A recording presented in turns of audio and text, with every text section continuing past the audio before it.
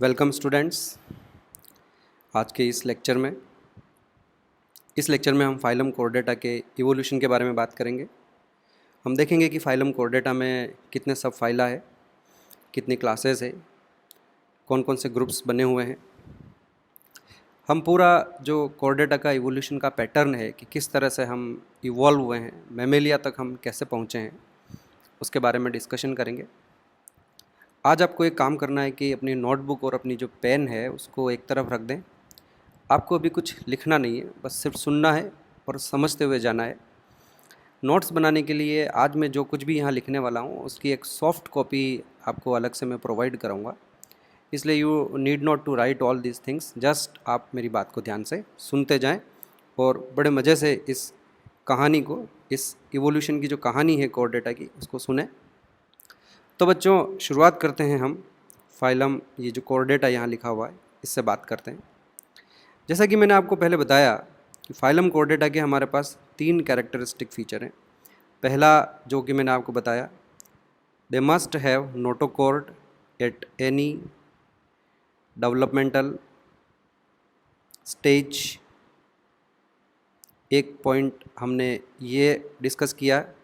दूसरा, presence of pharyngeal gill slits at again any developmental stage. तीसरा, dorsal single और tubular nerve cord होनी चाहिए।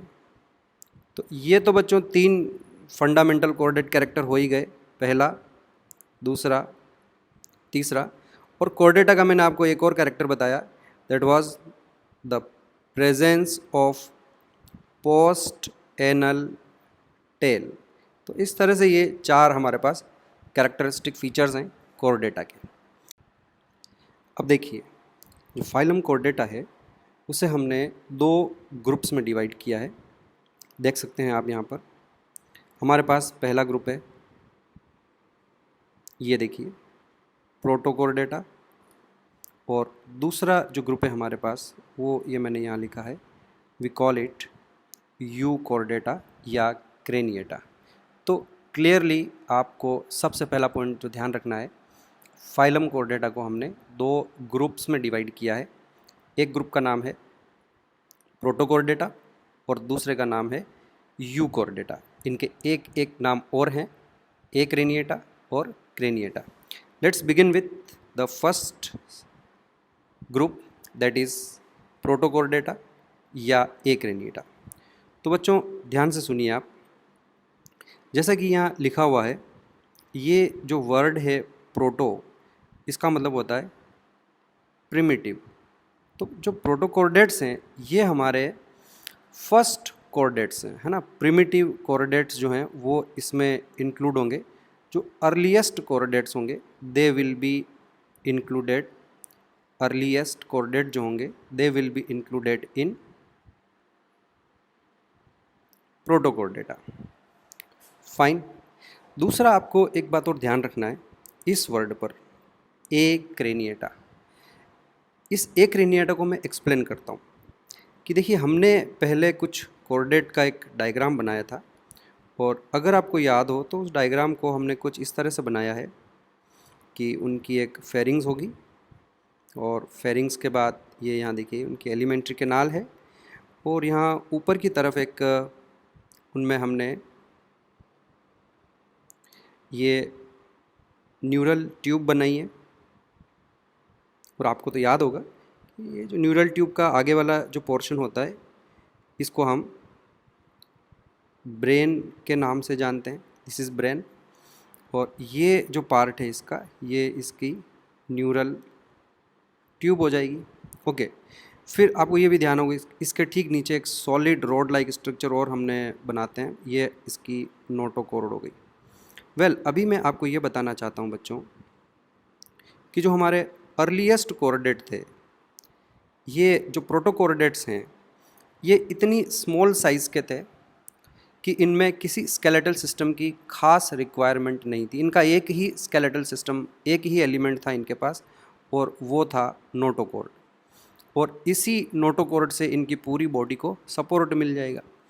रही बात इस ब्रेन की और इस पीछे की तरफ जो पूरी न्यूरल ट्यूब है, इसको सपोर्ट या प्रोटेक्शन देने की कोई ख़ास रिक्वायरमेंट उस समय नहीं थी, क्योंकि ये जो कॉर्डेट्स थे ये स्मॉल साइज़ के थे, काफ़ी माइक्रोस्कोप से वैसे नेकेड आई से देखे जा सकते हैं, लेकिन हाँ काफ़ी छोटे थे।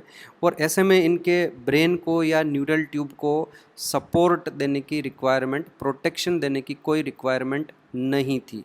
लेकिन बच्चों, जैसे ही हमारा जो सेकंड ग्रुप आता है, दैट इज़ यूकॉर्डेटा, तो इनमें एक ख़ास बात ये थी बच्चों कि अगर हम इनका डायग्राम बनाते हैं तो इनमें एक जो मेजर चेंज आया, ध्यान से सुनना बच्चों, हर चीज़ को आप बड़े मज़े से सीखते जाएं। ये देखिए, एक बार मैं जस्ट ऐसे ही बना रहा हूँ। ये देखिए, यहाँ तो हम इनकी फेरिंग्स बना लेते हैं और यहाँ ऊपर की तरफ ये इनकी न्यूरल ट्यूब बना लेते हैं। ये देखिए,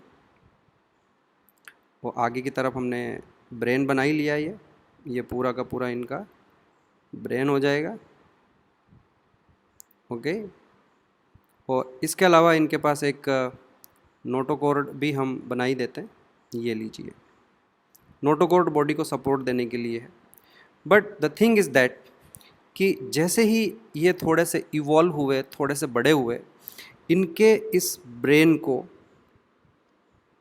और इनके पीछे ये जो न्यूरल ट्यूब है, इसको प्रोटेक्शन की रिक्वायरमेंट हुई।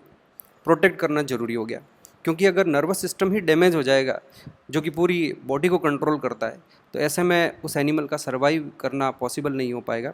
तो ऐसे में बोन या फिर कार्टिलेज से बना हुआ एक स्ट्रक्चर, किसका बना हुआ है वो, या तो बोन का बना हुआ है या कार्टिलेज से बना हुआ एक स्ट्रक्चर है। ऐसा ये देखिए, आप यहाँ देखिए, ये मैंने बनाया। तो ये एक ब्रेन को सपोर्ट करने के लिए, प्रोटेक्ट करने के लिए उसके चारों ओर एक बॉक्स बन गया। इस बॉक्स को हम ब्रेन बॉक्स या फिर ज़्यादा अच्छे से क्रेनियम कहते हैं। तो इस किसका बना हुआ है ये ध्यान रखना है आपको, या तो ये बोन का बना हुआ होगा या फिर ये कार्टिलेज का बना हुआ होगा। तो ब्रेन तो हो गया प्रोटेक्ट, लेकिन उसके बाद पीछे की तरफ जो हमारी न्यूरल ट्यूब है, जो नर्व कॉर्ड है, देखिए आप देखिए, इनको सपोर्ट करने के लिए छोटी छोटी बोन्स जो हैं, रिंग लाइक बोन्स, वो भी इवॉल्व हुई और ये बन गया इनका वर्टिब्रल कॉलम। वर्टिब्रल कॉलम ये किसका बना हुआ है? वर्टिब्रल कॉलम भी या तो बोन्स का बना हुआ हो सकता है या फिर वो कार्टिलेज का बना हुआ है। अब पॉइंट ये है कि ये जो हमारे यूकॉर्डेट्स हैं, इनका खास कैरेक्टरिस्टिक फीचर ये है कि they have cranium and they have vertebral column. यहाँ वीसी का मतलब हो जाएगा वर्टिब्रल कॉलम।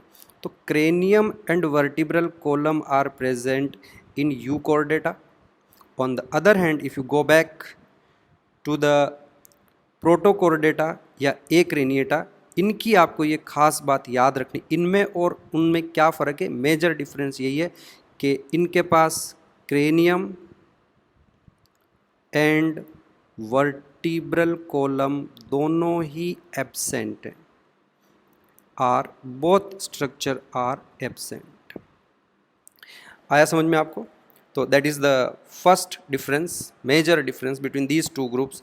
तो आप देखें वापस, फाइलम कॉर्डेटा है हमारे पास, और फाइलम कॉर्डेटा में हमारे पास यहाँ दो जो है ग्रुप्स हैं, एक प्रोटोकॉर्डेटा है और दूसरा यूकॉर्डेटा है। क्या बच्चों डिफरेंस दोनों में, प्रोटोकॉर्डेटा और यूकॉर्डेटा में?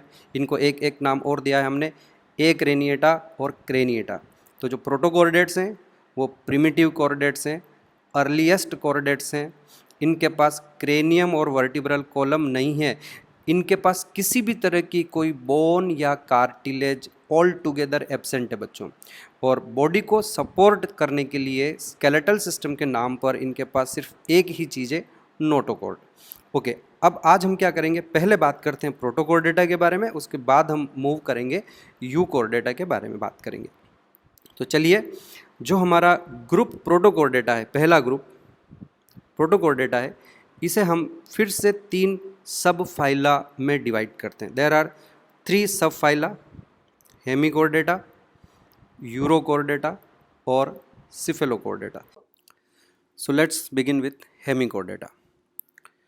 बच्चों, ये जो सब फाइलम है हेमिकोर्डेटा, इसमें सबसे पहले तो आप ध्यान दीजिए कि ये जो वर्ड लिखा है हेमिकोर्डेटा, इसमें हेमी का मतलब होता है half, means basically these are half chordates. अब अपन बात करते हैं कि ये हाफ कोर्डेट्स क्यों हैं। ये इसका एग्जाम्पल है, इसका नाम है बेलेनोग्लोसस। और देखिए आप, इस बेलेनोग्लोसस में हमें क्या दिख रहा है, यहाँ पे ये इसका एक माउथ है और माउथ के आगे की तरफ ये जो इतना एरिया है, इसे हम प्रोबोसिस कहते हैं। यहाँ एक छोटी सी कॉलर जैसा स्ट्रक्चर दिखाई दे रहा है और बाकी ये इसका जो पूरा पार्ट है, ये इसका ट्रंक है। अब आप देखिए कि यहाँ अंदर की तरफ ये इसकी फेरिंग्स है और इस फेरिंग्स में हमको यहाँ पर जो फेरिंजियल गिल स्लिट्स होने चाहिए वो दिखाई दे रहे हैं। ये पीछे पूरी इसकी एलिमेंट्री कैनाल है, ये देखिए ये पीछे तक जा रही है और लास्ट में ये यहाँ पे इसकी एनस प्रेजेंट है। सबसे पहले बात करते हैं हम इसकी नर्वस सिस्टम की। जैसा कि कोर्डेटा में single tubular dorsal nerve cord होनी चाहिए, लेकिन ऐसा इसमें है नहीं। आप अगर ध्यान से देखें तो यहाँ पर ये एक रेड कलर की हमें नर्व रिंग दिखाई दे रही है। अब आप देखिए कि ये जो नर्व रिंग वाला कैरेक्टर है, ये तो बेसिकली इनवर्टिब्रेट में पाया जाता है। तो वन पॉइंट इज़ क्लियर कि इसका जो नर्वस सिस्टम है वो डोर्सल ट्यूबुलर नर्व कॉर्ड नहीं है। And then let's talk about the notochord. बच्चों, इस एनिमल में नोटोकॉर्ड भी एब्सेंट है। एग्जैक्टली हुआ क्या था कि जो बहुत अर्ली हमारे साइंटिस्ट थे और जब हमने बेलेनोग्लोसस की एनाटॉमी की स्टडी करना शुरू किया, हमारे पास माइक्रोस्कोप और डिवाइसेस इतने एडवांस क्वालिटी के नहीं थे। उस समय आप इस यहाँ पर देखो, ये एक पर्पल कलर का ये जो एक स्ट्रक्चर बना हुआ है, इस स्ट्रक्चर पर ध्यान दीजिए। ये इसकी एलिमेंट्री कैनाल से जुड़ा हुआ एक पार्ट है और इस पार्ट को बेसिकली हम बक्कल डाइवर्टिकुलम कहते हैं, बक्कल डाइवर्टिकुलम कहते हैं और इसे हम स्टोमोकॉर्ड भी कहते हैं। हुआ ये था कि जो अर्ली साइंटिस्ट थे उन्होंने इसे डोर्सल साइड में नोटोकॉर्ड समझ लिया था और कई सालों तक इसे नोटोकॉर्ड कंसिडर किया गया। और क्योंकि इसमें नोटोकॉर्ड प्रेजेंट, उन्होंने सोचा कि नोटोकॉर्ड प्रेजेंट है, गिल स्लिट्स भी हैं और नर्वस सिस्टम को उन्होंने वेटेज नहीं दिया और ये जो हेमिकोर्डेटा है या ये जो बेलेनोग्लोसस है, इसे कोर्डेटा में इंक्लूड कर दिया गया। बट लेटर ऑन ये क्लैरिफाई हो गया कि जिसको ये बक्कल डाइवर्टिकुलम या स्टोमोकॉर्ड को, जिसे अब तक ये किसके इक्विवेलेंट मान रहे थे, नोटोकॉर्ड के इक्विवेलेंट मान रहे थे, ये प्रूव हो गया कि ये नोटोकॉर्ड नहीं है। और जैसे ये कंफर्म हो गया कि ये नोटोकॉर्ड नहीं है, अब आप देखिए इसमें जो 4 कॉर्डेट कैरेक्टर्स की हम यूजुअली बात करते हैं कि presence of notochord, presence of dorsal tubular nerve cord, presence of pharyngeal gill slits और एक जो पोस्ट एनल टेल है, इन 4 में से अब इसमें सिर्फ एक ही कैरेक्टर बचा हुआ प्रेजेंट है, गिल स्लिट, और बाकी कोई कॉर्डेट कैरेक्टर इसमें नहीं है। इससे ये चीज़ क्लियर हो गया कि ये कंप्लीट कॉर्डेट नहीं है और इस फाइलम को नाम दिया गया, इस ग्रुप को नाम दिया गया हेमिकोर्डेटा। और जैसा कि यहाँ हम देख रहे हैं कि हमने इस हेमिकोर्डेटा को एक सब फाइलम कंसिडर किया हुआ है, पर अब बच्चों आपको ध्यान रखना है कि जो रिसेंट क्लासिफिकेशन है, इस रिसेंट क्लासिफिकेशन में इस हेमिकोर्डेटा को हमने फाइलम कोर्डेटा से निकाल दिया है और एक नया सेपरेट फाइलम बना दिया है, जस्ट इकाइनोडर्मिटा के नेक्स्ट। तो अब हमें ये एक इम्पोर्टेंट, ये आपको समझाने के लिए मैंने एक बार हेमिकोर्डेटा को कोर्डेटा के साथ शो किया है कि जिससे आपको पता चले कि इसमें कौन कौन सा कोर्डेट कैरेक्टर है, कौन कौन सा कोर्डेट कैरेक्टर नहीं है। Now you must remember that Hemichordata has been removed from chordata and it is considered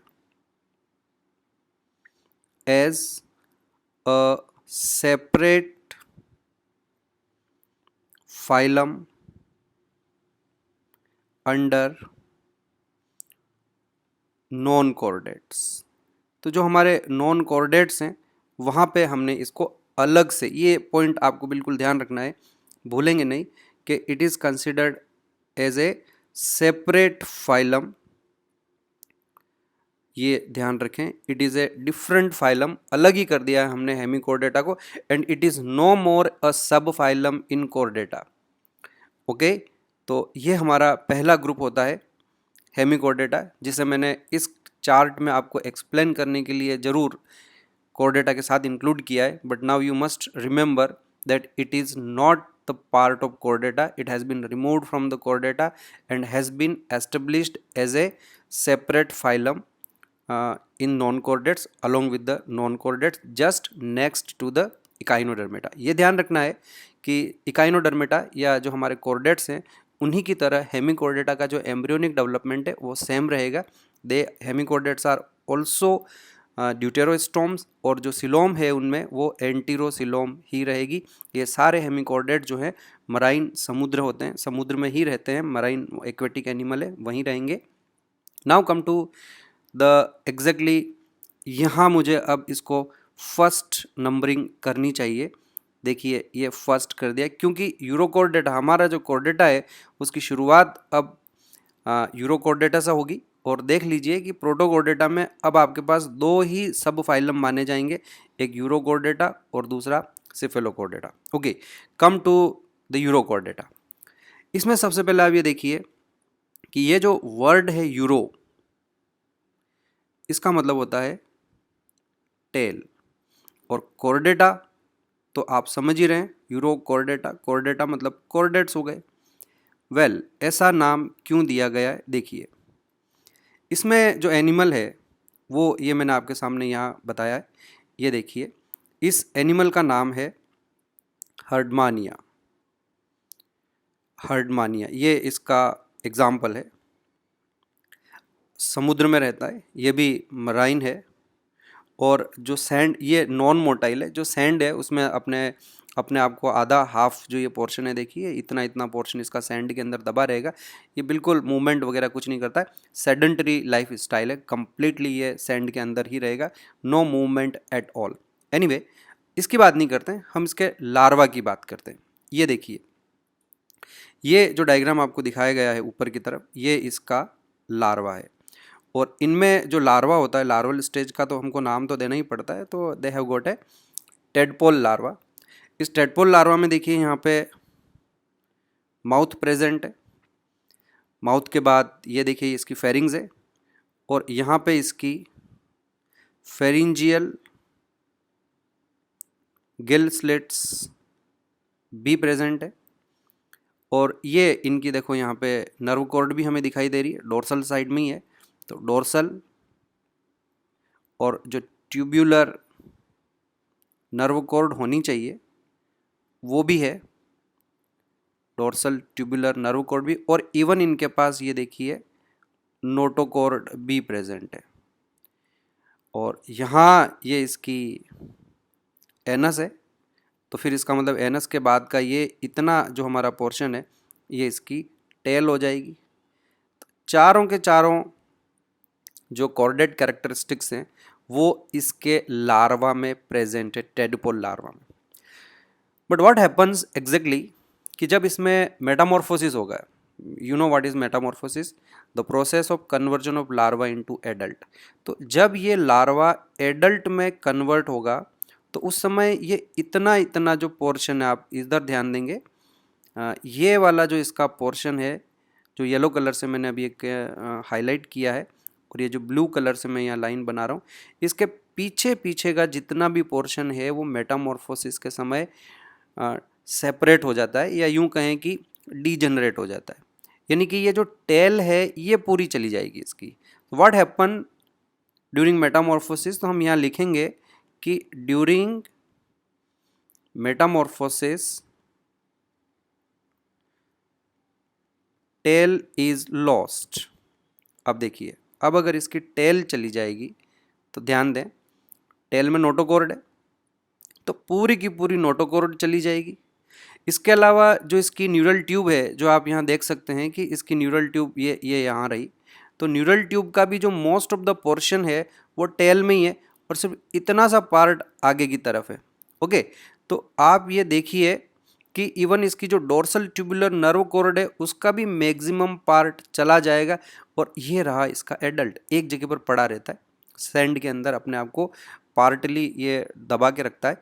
तो देखिए इसमें आपको फेरिंजियल गिल स्लिट तो मिलेंगे, दिख रहे हैं ये आपको, फेरिंजियल गिल स्लिट्स प्रेजेंट है, पर अब क्योंकि टेल नहीं है तो एडल्ट में नोटोकॉर्ड एब्सेंट है, और जो नर्व कॉर्ड थी वो भी चली गई, और ये देखिए उसका इतना सा जो पोर्शन है नर्व कॉर्ड का वो बचा रहता है, और इसे हम न्यूरल गैंग्लिया कहते हैं।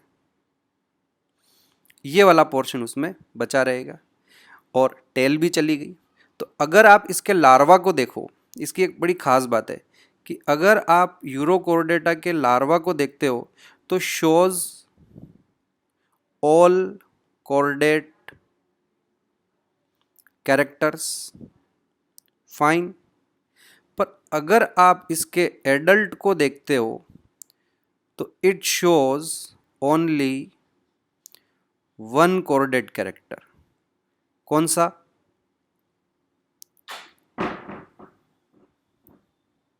That is presence of pharyngeal gill slits. सिर्फ यही दिखाई देगी, और कोई कॉर्डेट कैरेक्टर आपको नहीं दिखाई देगा।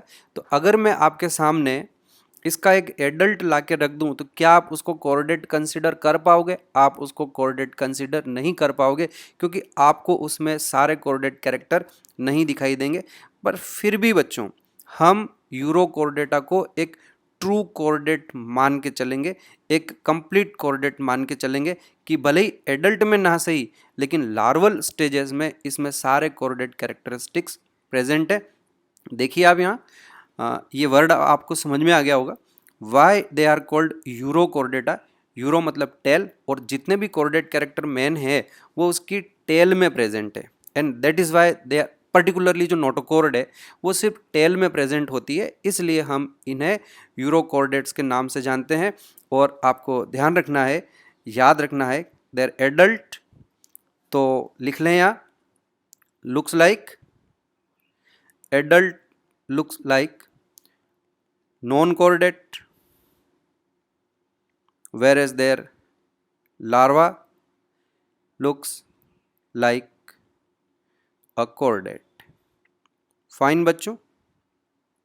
और इस तरह का जो मेटामॉर्फोसिस होता है, मेटामॉर्फोसिस फिर से रिपीट कर रहा हूँ, the conversion of larva into adult, इस तरह का जो मेटामॉर्फोसिस होता है उसे हम रिट्रोग्रेसिव मेटामॉर्फोसिस कहते हैं, रिट्रोग्रेसिव मेटामॉर्फोसिस कहते हैं।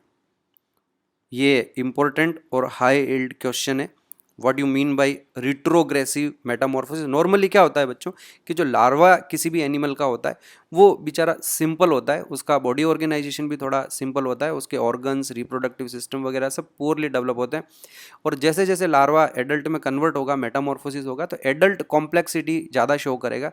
इसमें बिल्कुल डिफरेंट हो रहा है, एक्चुअली उल्टा हो रहा है, लार्वा ज़्यादा कॉम्प्लेक्स दिखाई दे रहा है, कॉर्डेटा जैसा दिखाई दे रहा है, और जो एडल्ट है वो बेचारे पुअर हैं, सिंपलर है। तो जो मेटामॉर्फोसिस है वो प्रोग्रेसिव नहीं है, rather it is retrogressive, opposite to progressive, है ना, कि लार्वा ज़्यादा एडवांस है, एडल्ट जो है प्रिमिटिव टाइप का है। इस तरह के मेटामॉर्फोसिस को हम रिट्रोग्रेसिव मेटामॉर्फोसिस कहते हैं और ऐसा मेटामॉर्फोसिस और कहीं देखने को नहीं मिलता है। तो इसलिए ये बड़ा इंपॉर्टेंट क्वेश्चन बनता है। यूरोकॉर्डेटा का जो टेडपोल लार्वा है उसमें जो मेटामॉर्फोसिस है वो रिट्रोग्रेसिव मेटामॉर्फोसिस होगा। एक पहले मैंने आपको वर्ड बताया था, दैट वाज रिट्रोग्रेसिव इवोल्यूशन, है ना। तो वो मैंने इकाइनोडर्मेटाम बताया था, वो I was talking about evolution की। जो इवोल्यूशन का प्रोसेस है वो भी यूजुअली प्रोग्रेसिव होता है। जैसे जैसे हम आगे बढ़ते हैं कॉम्प्लेक्सिटी इंक्रीज होती है। इकाइनोडर्मेटा के केस में कॉम्प्लेक्सिटी थोड़ी डिक्रीज हो गई थी, इसलिए हमने वहाँ उसे रिट्रोग्रेसिव इवोल्यूशन कहा है। यहाँ हम इसे रिट्रोग्रेसिव मेटामॉर्फोसिस कहते हैं। चलिए बच्चों, इसके बाद आगे बढ़ते हैं हम, and let's talk about the third subphylum, that is Cephalochordata. Come on, बात करते हैं Cephalochordata की।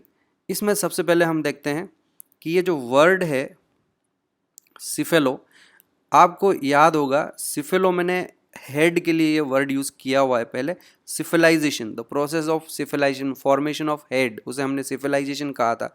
तो सिफेलो का मतलब होता है हेड, और कॉर्डेटा अगेन जैसा कि नोटोकॉर्ड के लिए है। देखिए आप इसको, इसका एक एग्जाम्पल हमारे सामने यहाँ है। ये जो एग्जाम्पल मैंने यहाँ रखा है ये एम्फिऑक्सस है बच्चों। इसमें ये यहाँ पे माउथ है, फिर इसमें ये फेरिंजियल गिल स्लिट्स प्रेजेंट है, यहाँ इसकी एनस हुई और ये इसकी पूरी टेल हो जाएगी। ऊपर देखें हम तो ये इसमें इसकी नर्व कॉर्ड है, आगे वाला हिस्सा जो है, आगे वाले पार्ट को हम ब्रेन कहते हैं, और ये देखिए इसकी नोटोकॉर्ड है। और जो नोटोकॉर्ड है, नाम से ऐसा लगता है कि सिर में नोटोकॉर्ड होगी क्योंकि इट इज सिफेलोकॉर्डेटा, पर ऐसा नहीं है बच्चों। जो नोटोकॉर्ड है it extend from head to tail, head से लेकर पीछे टेल तक पूरी नोटोकॉर्ड एक्सटेंडेड है।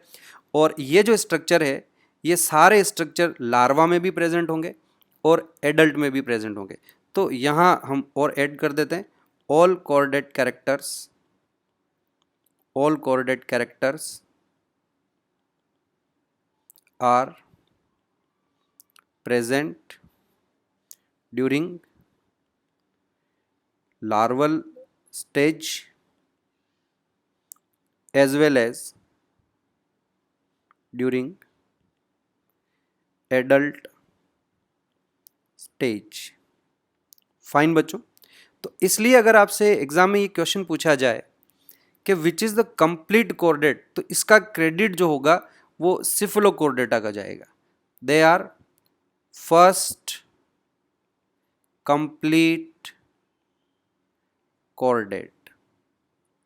अब आप कहेंगे कि सारे कॉर्डेट कैरेक्टर यूरोकॉर्डेटा में भी प्रेजेंट है, पर क्योंकि यूरोकॉर्डेटा में सारे कॉर्डेट कैरेक्टर सिर्फ लार्वल स्टेज में थे, एडल्ट में नहीं थे, तो क्वेश्चन अगर एग्जाम में आता है which one is the first complete chordate, then the credit will go to Cephalochordata. 3 मैंने यहाँ पर लिए हैं, एक्सप्लेन किए हैं, 3 सब फाइला आपके सामने बताए हैं। हेमिकॉर्डेटा हाफ कॉर्डेट है, उनको निकाल दिया गया है, they are no more chordates, they has been established as a separate phylum under non chordates, ध्यान रखेंगे। देन यूरोकॉर्डेटा, यूरो मतलब टेल में इनके कॉर्डेट कैरेक्टर है। सिफेलोकॉर्डेटा में ये नहीं समझना है कि हेड में कॉर्डेट कैरेक्टर है, सिफेलोकॉर्डेटा में याद रखना है notochord extend from head to tail. और इसमें सारे सिफेलोकॉर्डेटा में जो कैरेक्टरिस्टिक्स हैं वो लार्वल स्टेज में भी प्रेजेंट हैं और एडल्ट स्टेज में भी प्रेजेंट रहेंगे। So this is all about protochordates या ए क्रेनिएटा। जैसा कि मैंने बताया इनमें किसी के भी पास क्रेनियम या वर्टिब्रल कॉलम नहीं है। Now come to the second group, that is Euchordata. जैसा कि मैंने आपको थोड़ी देर पहले बताया है, यूकॉर्डेटा में ये जो वर्ड होता है यू, इसका मतलब होता है ट्रू। तो दे आर ट्रू कॉर्डेट्स, वो भी ट्रू हैं जो प्रोटोकॉर्डेट्स हैं, लेकिन फिर भी यू वर्ड का मतलब यहाँ ट्रू कॉर्डेट्स है। और जैसा कि लिखा गया है Craniata, they are also known as Craniata. Reason, they have cranium and vertebral column, दोनों चीज़ें इनमें प्रेजेंट है। क्रेनियम भी प्रेजेंट है और वर्टिब्रल कॉलम भी प्रेजेंट है। तो यूकोर्डेटा या क्रेनिएटा का यही एक मेन कैरेक्टर है। अब जैसा कि हमने प्रोटोकोर्डेटा में देखा कि वहाँ दो सब फाइलम है, यूरोकोर्डेटा और सिफेलोकोर्डेटा, पर जो यूकोर्डेटा है हमारा, ये जो क्रेनिएटा वाला ग्रुप है, इसमें सिर्फ एक ही सब फाइलम है एंड दैट इज वर्टिब्रेटा। तो वर्टिब्रेटा क्यों? Because all members have vertebral column. वैसे मैं आपको एक पॉइंट बता देता हूँ कि जब जब क्रेनियम होगा तब तब वर्टिब्रल कॉलम भी होगा, क्योंकि क्रेनियम को सपोर्ट दिया तो क्रेनियम के साथ में वर्टिब्रल पीछे जो हमारी अगर आपने ब्रेन को प्रोटेक्ट किया है क्रेनियम से, तो पीछे जो स्पाइनल कॉर्ड है उसको भी प्रोटेक्ट किया जाता है वर्टिब्रल कॉलम से। And that is Y craniata में हमारे पास एक ही सब फाइलम है and that is vertebrata. Characteristic क्या हुआ वर्टिब्रेटा का? They have a vertebral column. और वर्टिब्रल कॉलम क्या चीज़ होती है मैं आपको समझा दिया कि छोटी छोटी बोन्स होती है, रिंग्स होती है बोन की, जिन्हें हम वर्टिब्रे कहते हैं, और उनके आपस में जुड़ने से पूरा एक वर्टिब्रल कॉलम बनता है, जो जिसे हम नॉर्मली बैक बोन भी कहते हैं। Okay, come to the sub phylum Vertebrata. इस सब फाइलम वर्टिब्रेटा के जो कैरेक्टर मैंने आपको एक्सप्लेन कर दिए, तीन कैरेक्टर हैं, दो कैरेक्टर रहेंगे, cranium present, vertebral column present. अब ये जो वर्टिब्रेटा है इसको हमने दो डिवीजन में डिवाइड किया है बच्चों। पहला डिवीजन ये तुम्हारे सामने यहाँ रखता हूँ, एग्नेथा। दो डिवीजन है, एग्नेथा और दूसरा है नेथोस्टोमेटा। आप देख लीजिए इसे, एग्नेथा एंड नेथोस्टोमेटा। पहले हम बात करते हैं एग्नेथा की, क्योंकि एग्नेथा, वापस ऊपर देखें, is A division under vertebrata. तो देखिए आप ध्यान से देखना, एग्नेथा विल हैव क्रेनियम बिल्कुल प्रेजेंट होगा इनमें, इसके अलावा इनमें वर्टिब्रल कॉलम भी होगा, करेक्ट। लेकिन इनमें सिर्फ और सिर्फ क्रेनियम और वर्टिब्रल कॉलम ही है, they do not have jaws. इनमें जॉज एब्सेंट। ये ए मतलब एब्सेंट और नेथा मतलब जो होता है, नेथा का मतलब जॉज। तो जिस तरह से हमारे जॉज हैं बच्चों, we have got two jaws, lower jaw and upper jaw. Lower jaw में भी हमारे हड्डी जो है उसमें दांत लगे रहते हैं, टीथ उसके अंदर अटैच्ड हैं, और उसी तरह से हमारे पास एक अपर जॉ भी है, करेक्ट। लेकिन एग्नेथा में ये jaw bones all together absent है, they do not have jaw, और ये एक बड़ा ही इंपॉर्टेंट कैरेक्टरिस्टिक बनता है, jaws absent, and that is why they are given the name Agnatha. On the other hand जो हमारा दूसरा ग्रुप है नेथोस्टोमेटा, इसमें हमें ध्यान रखना है cranium present, vertebral column present, at the same time they have jaws also. तो जॉज प्रेजेंट रहेंगे, इसी बेसिस पर तो ये नाम दिया गया एग्नेथा और नेथोस्टोमेटा।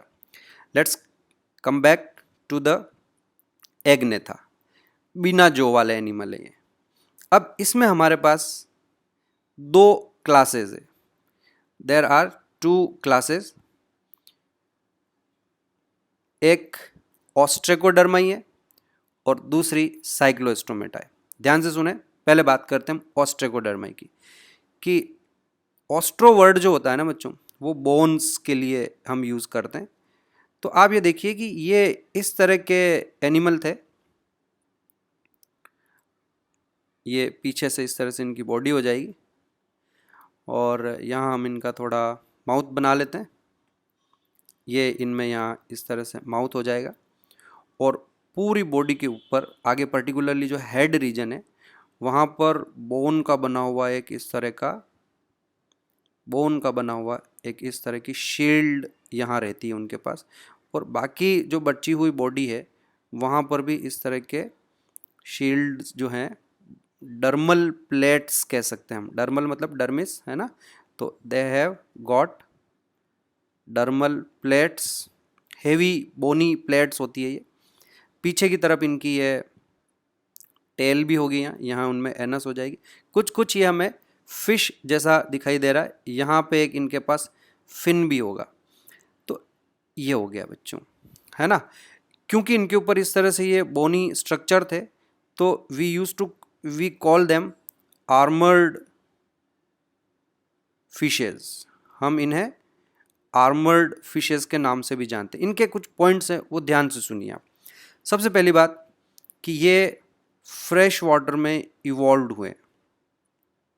इनका जो इवोल्यूशन हुआ था वो फ्रेश वाटर में हुआ है। और ये जो नाम आया इनमें ऑस्ट्रेको मतलब ये बोन हो गया, और डर्माई मतलब जो बाकी डर्मल प्लेट्स हैं उससे इनकी जो स्किन है उस पर इस तरह से डर्मल प्लेट्स पाई गई थी बोन जैसी, that's why they are called Ostracodermi. बच्चों एक खास बात, आज की तारीख में इनमें से एक भी फिश एग्जिस्ट नहीं करती, ध्यान रखेंगे, ऑल आर एक्सटिंक्ट।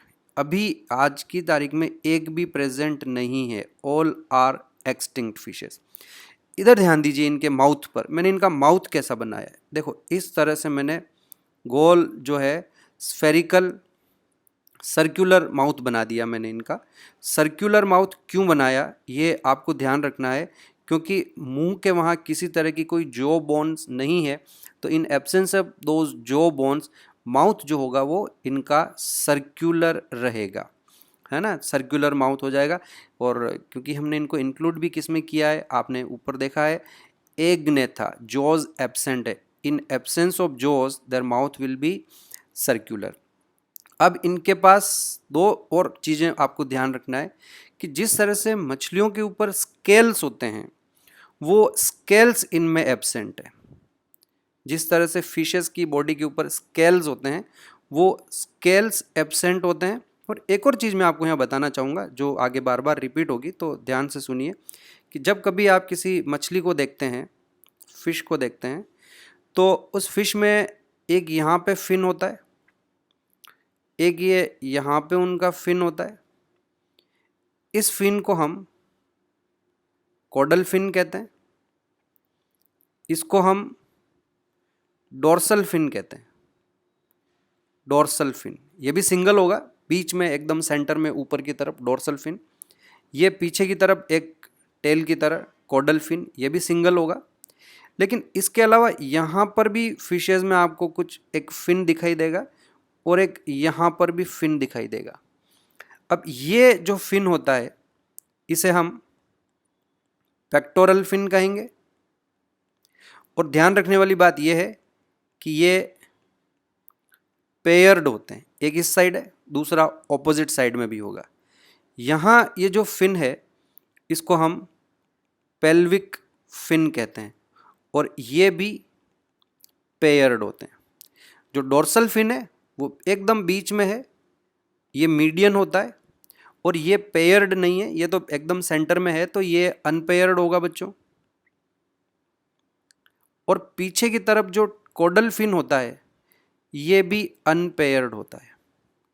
अब आप इस पर आ जाओ, इसमें मैंने सिर्फ यहाँ एक डोर्सल फिन बनाया है और यहाँ पीछे की तरफ एक कॉडल फिन बनाया है, लेकिन इसमें मैंने पेक्टोरल फिन और पीछे जो पेल्विक फिन होना चाहिए वो नहीं बनाया।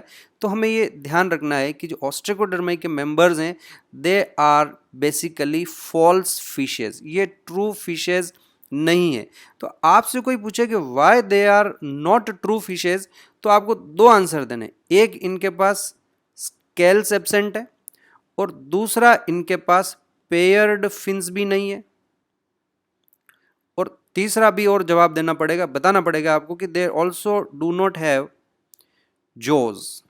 तो जॉज भी इनके पास, वो मैंने पहले ही बता दिया आपको कि they do not have jaws. और इन तीन कारणों से they are considered as false fishes. Correct बच्चों। अब आज की तारीख में इनमें से एक भी सरवाइव नहीं कर रही है। ये जितनी भी ऑस्ट्रेकोडर्माई थी ये सब एक्सटिंक्ट हो चुकी है। एग्ज़ाम में ज़्यादा से ज़्यादा आपसे इतना क्वेश्चन पूछा जाएगा कि आर्मर्ड फिशेज़ कौन सी है, तो आप बता सकते हैं कि ऑस्ट्रेकोडर्माई आर्मर्ड फिशेज़ हैं। और यहाँ से क्वेश्चन आने के चांसेस वैसे ऑस्ट्रेकोडर्माई से थोड़ा कम रहता है। इसकी जो नेक्स्ट क्लास है हम उस पर आते हैं, and that class is Cyclostomata. अब जो साइक्लोस्टोमेटा के मेंबर्स हैं इनके बारे में बात करते हैं। हमें थोड़ी सी जगह की रिक्वायरमेंट रहेगी, तो मैं इस पोर्शन को थोड़ा छोटा कर देता हूँ। ये हम ऑलरेडी बना चुके हैं, तो इसको मैं हटा देता हूँ।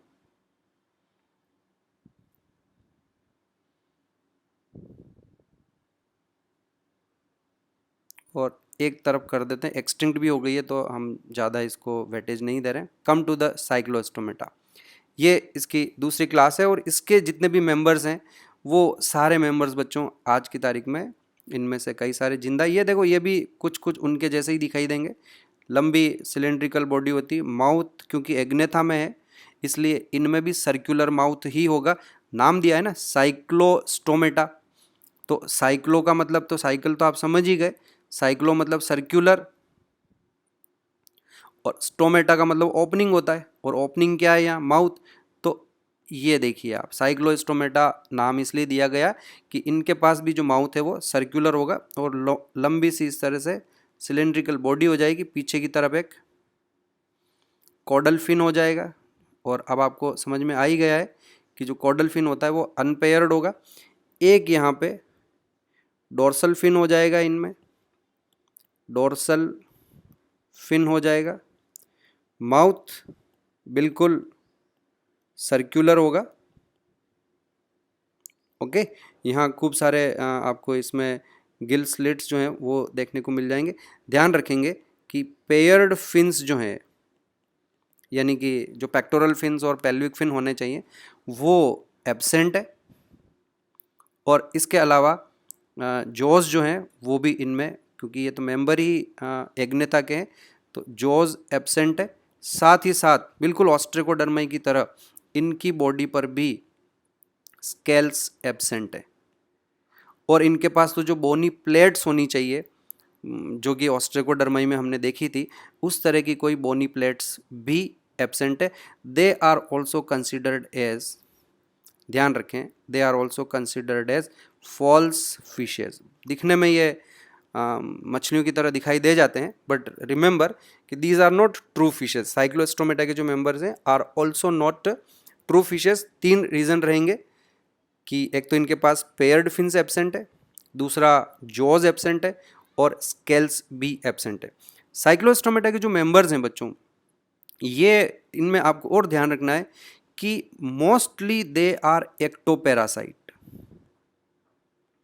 मोस्टली दे आर एक्टोपैरासाइट, क्योंकि जॉस तो है नहीं तो ज़्यादा किसी को मारना वगैरह कुछ कर नहीं सकते हैं, प्रिडेशन ये कर नहीं सकते।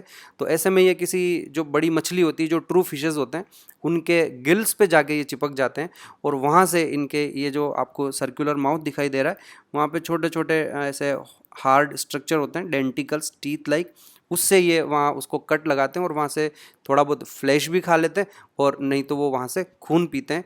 तो that's why they are considered as ectoparasite. इसका ये जो डायग्राम मैंने बताया है बड़ा ही फेमस एग्जाम्पल है हमारे पास, और नाम है उसका पेट्रोमाइजोन। तो ये जो डायग्राम मैंने यहाँ बनाया है ये पेट्रोमाइजोन का बनाया है। ओके बच्चों, रहते कहाँ हैं? तो जिस तरह से मैंने आपको बताया कि जो ऑस्ट्रेकोडर्माई हैं वो सारे फ्रेश वाटर में थे और उन्हीं से इनका इवोल्यूशन हुआ है। ऑस्ट्रेकोडर्माई जब एक्सटिंक्ट हुए तो ये सब उन्हीं के क्लोजली रिलेटिव हैं। तो इनके जो लार्वा हैं बच्चों वो तो फ्रेश वाटर में रहते हैं, फ्रेश वाटर में रहते हैं, लेकिन इनके जो एडल्ट्स हैं वो बाद में मराइन हो गए। Is that clear? Larva fresh water में रहेंगे और मराइन एडल्ट जो होंगे वो मराइन होंगे। तो सिस्टम इनमें ये रहेगा कि एडल्ट 3-4 साल समुद्र में रहेंगे और फिर जब रिप्रोडक्शन का टाइम आएगा तो ये क्या है, माइग्रेशन करते हैं और समुद्र से निकल कर ये फिर रिवर्स में जाएंगे और रिवर से ऊपर अपस्ट्रीम तक जाएंगे ये, और जहाँ आगे फिर वो काफ़ी ऊपर पहुँचने के बाद वहाँ ये स्पॉनिंग करते हैं, अंडे देते हैं, और अंडे दे के एडल्ट तो मर जाते हैं और फिर उन अंडों में से जो लार्वा हैं वो बाहर आते हैं। लार्वा वहाँ उन पानी में 2 3 4 साल तक भी रहते हैं, कई बार एक्सटेंडेड लार्वल स्टेज है, और 4 5 साल बाद they return back to ocean, marine समुद्र में आते हैं। वहाँ फिर वो बड़े होने के बाद 3 4 साल निकालेंगे और वापस रिप्रोडक्शन के लिए जाएंगे रिवर में, और वहाँ रिप्रोडक्शन करने के बाद एडल्ट की तो डेथ हो जाएगी और रिप्रोडक्शन कर हो जाएगा उनका। तो ये इनका इस तरह से लाइफ स्टाइल चलता है। तो ये दोनों जगह मिलेंगे, मराइन भी होंगे लेकिन मराइन इनके एडल्ट होंगे और लार्वा इनके फ्रेश वाटर होंगे साइक्लोस्टोमेटा के। अब आते हैं बच्चों हमारे पास दूसरी जो डिवीजन है, दैट इज़ नेथोस्टोमेटा। एक बार मैं आपको इसका ब्रॉड व्यू दिखा देता हूँ ताकि आप बीच बीच में भूल नहीं जाएं। Let's have a look at that. तो अब तक हमने पढ़ा है कि फाइलम कॉर्डेटा, उसमें 2 ग्रुप्स हैं, प्रोटोकॉर्डेटा और यूकॉर्डेटा। ओके, यूकॉर्डेटा में एक ही सब फाइलम है वर्टिब्रेटा, और वर्टिब्रेटा में हमने 2 डिवीजन बनाए हैं। पहला डिवीजन एग्नेथा, एग्नेथा का मतलब जॉज एब्सेंट। तो इनमें क्या क्या चीज़ प्रेजेंट रहेगी, क्रेनियम तो है, वर्टिब्रल कॉलम भी है, लेकिन जॉज इनमें एब्सेंट है। इधर अब हम बात करने वाले हैं नेथोस्टोमेटा की, जिसमें क्रेनियम प्रेजेंट रहेगा, वर्टिब्रल कॉलम भी रहेगा, और अब इसमें आगे से जॉज भी आ जाएंगे। अब जैसे ही जॉज आएंगे बच्चों, तो हमारे पास वापस यहाँ डायरेक्ट क्लासेस नहीं है। यहाँ हमने ये देखा था कि एग्नेथा में डायरेक्ट 2 क्लासेस थी, एक ऑस्ट्रेकोडर्माई और एक साइक्लोस्टोमेटा। यहाँ हमारे पास पहले 2 सुपर क्लासेस है। एक सुपर क्लास हमारे पास पाइसेज है और दूसरी सुपर क्लास हमारे पास यहाँ टेट्रापोडा है। Let's talk about the super class Pisces. तो जैसा कि नाम से पता चल रहा है, पाइसेज जो होंगे ये बेसिकली आपकी सारी ट्रू फिशेज इसी में आएगी। They will have cranium, no doubt, they will have vertebral column. उसके अलावा क्योंकि ये नेथोस्टोमेटा के मेंबर हैं तो they will have jaws as well. तो इनमें क्रेनियम, वर्टिब्रल कॉलम और जॉज प्रेजेंट है। लेकिन जो पाइसेज है इसमें खास बात है कि they do not have limbs, यानी कि जो हमारे होते हैं जिस तरह से 4 लिम्ब और हाइंड लिम्स, इनके पास हाथ नहीं होंगे। जहां हमारे हाथ होते हैं, जो हाथों को हम 4 लिम्ब कहते हैं और लेग्स को हम हाइंड लिम्स कहते हैं। तो इनके पास लिम्ब्स और लिम्ब बोन्स, उनके अंदर जो बोन होनी चाहिए, limb and limb bones are absent. On the other hand they will be having paired fins. जो 2 तरह के मैंने आपको बताया, इनके पास पेक्टोरल फिन्स होंगे और इनके पास पेल्विक फिन्स होंगे। आपको एक बात थोड़ा अगर गौर करें तो आपको एक बात समझ में आ रही होगी कि जो कॉर्डेटा का इवोल्यूशन है बेसिकली वो कॉर्डेटा में स्केलेटल सिस्टम का इवोल्यूशन है। कि जैसे जैसे हमने आपको पढ़ाया कि सबसे पहले यूरोकॉर्डेटा या सिफेलोकॉर्डेटा पढ़ाया, उनके पास स्केलेटल सिस्टम के नाम पर सिर्फ एक नोटोकॉर्ड प्रेजेंट थी, पर जो हमारे पास दूसरा ग्रुप आया दैट वाज क्रेनिएटा। तो क्रेनिएटा में क्रेनियम आया, उसमें एक ही सब फाइलम है वर्टिब्रेटा, तो वर्टिब्रल कॉलम आया। उसके बाद उसके हमारे पास 2 डिवीजन है, एग्नेथा और नेथोस्टोमेटा। तो आपने क्या देखा कि एग्नेथा में क्रेनियम और वर्टिब्रल कॉलम के साथ में जॉज और आ गए, है ना। और इधर नेथोस्टोमेटा में अगर हम बात करें, सॉरी इनमें जॉज नहीं आए, इनमें जॉज एब्सेंट है, लेकिन जो नेथोस्टोमेटा है उनमें जॉज प्रेजेंट हो गए। और जब जॉज प्रेजेंट हुए तो वापस अब 2 कंडीशन बनती, जॉज के साथ लिम्ब है या लिम्ब नहीं है। अगर लिम्ब नहीं है तो हमारे पास एक सुपर क्लास है पाइसेज, और अगर हमारे पास लिम्ब्स भी आ जाए तो then we have second super class that is tetrapoda. तो टेट्रापोडा के क्या कैरेक्टरिस्टिक्स होंगे बच्चों, टेट्रापोडा में अगर हम बात करते हैं तो इनके पास क्रेनियम हो जाएगा, क्रेनियम के बाद वर्टिब्रल कॉलम हो जाएगा, वर्टिब्रल कॉलम के बाद इनमें जॉज प्रेजेंट होंगे, और जॉज के साथ साथ इनमें अब लिम्ब एंड लिम्ब बोन्स भी होगी। तो this is what the evolution of basically skeletal system की। जैसे जैसे कॉर्डेट इवॉल्व हो रहे हैं बेसिकली उनका स्केलेटल सिस्टम जो है वो इवॉल्व होता जा रहा है। और जो कॉर्डेटा का क्लासिफिकेशन है it is mainly based on skeletal system. Come back to the pisces, super class pisces, इसमें सारी हमारी ट्रू फिशेज हैं। और why they are true fishes, तो जैसा कि मैंने आपको बता दिया, they have cranium, vertebral column. एक तो ये ध्यान देना है जॉज प्रेजेंट है, और जॉज के साथ साथ इनमें पेयर्ड फिन्स यानी कि जो पेक्टोरल फिन्स और पेल्विक फिन्स है वो भी प्रेजेंट है। और एक और point that they also have body is covered by scales, तो स्केल्स भी प्रेजेंट है। इससे पहले की जो हमारी क्लास थी, हमारा जो दो क्लासेस थी, ऑस्ट्रेगोडर्माई और साइक्लोस्टोमेटा, उनके जो मेंबर्स थे उनको हमने ट्रू फिशेस कंसीडर नहीं किया था 3 कारणों से। Jaws absent, paired fins absent, और स्केल्स जो हैं वो भी उनमें एब्सेंट थे। Okay, now come to the Placodermi. सबसे पहला पॉइंट कि ऑल आर एक्सटिंक्ट, ये भी जो है एक भी फिश आज की तारीख में प्रेजेंट नहीं है। ऑल आर एक्सटिंक्ट, बेसिकली ये हमारी अर्लीस्ट ट्रू फिशेस थी। सबसे पहली ट्रू फिशेस यही थी, फर्स्ट जो फिशेस बनी वो यही थी। प्लेकोडर्माई इसलिए कहा गया कि इनके जो स्केल्स थे वो भी अगेन डर्मल बोनी स्केल्स थे, जस्ट लाइक ऑस्ट्रेकोडर्माई। उनके ऊपर बोनी प्लेट्स थी, इनके पास स्केल्स थे, लेकिन वो डर्मल स्केल्स, बड़े बड़े स्केल्स थे। तो कई बार Placodermi are also considered as armoured fishes. Body armour मतलब आप समझ गए होंगे कि बॉडी के ऊपर एक पूरा प्रोटेक्शन हो, तो we call them armoured fishes. तो हम दो को आर्मर्ड फिशेस कंसिडर कर लेते हैं, ऑस्ट्रेगोडर्माई को भी और प्लेकोडर्माई को भी। लेकिन ऑस्ट्रेगोडर्माई ट्रू फिशेस नहीं है, जबकि जो प्लेकोडर्माई है दे आर ट्रू फिशेस। अब हुआ क्या था कि दे हैव गॉट जॉज। तो आपसे पूछे कि पहले ही जो वाला एनिमल कौन सा है, तो पहला जो जिसमें आया है वो बेटा प्लेकोडर्माई है।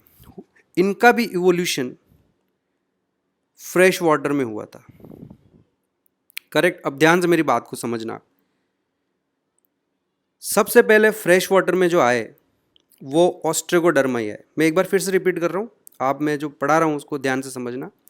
फ्रेश वाटर में जो सबसे पहले आए वर्टिब्रेट्स, है ना, ये देखिए यहाँ वर्टिब्रेटा पढ़ा रहा हूँ मैं, स्टार्टिंग कर रहा हूँ। वर्टिब्रेटा की जो शुरुआत हो रही है वो ऑस्ट्रेगोडर्माई से हो रही है।